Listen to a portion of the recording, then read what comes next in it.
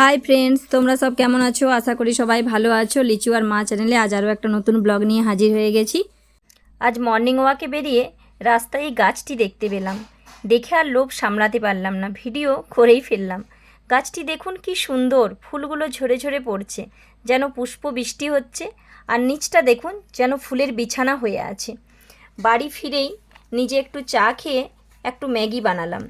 Maggi, chowmein এগুলো আমি সাধারণত অ্যাভয়েড করি, তবে মাঝে মধ্যে বেটুকে দিতে হয়। ওর আজ স্কুল নেই, তাই ওর বায়না ম্যাগি খাবে।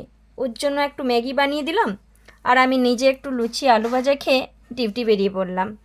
ডিউটি থেকে ফিরে দেখা হচ্ছে।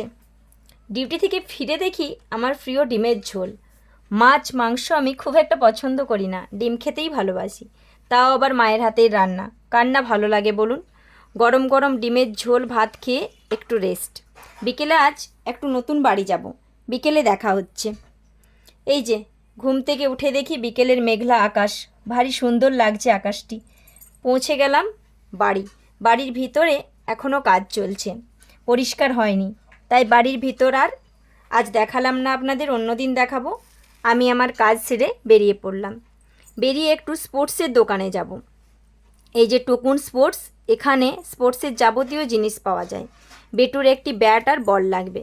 দু তিনটে আছে, কিন্তু সেগুলো আর ভালো লাগছে না, বড় হয়েছে, একটু বড় ব্যাট লাগবে। কত যে বায়না। বলটি নিলাম, ব্যাট দেখে গেলাম।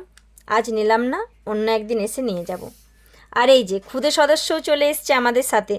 ও তো এখানেই রীতিমতো খেলাধুলা শুরু করে দিয়েছে।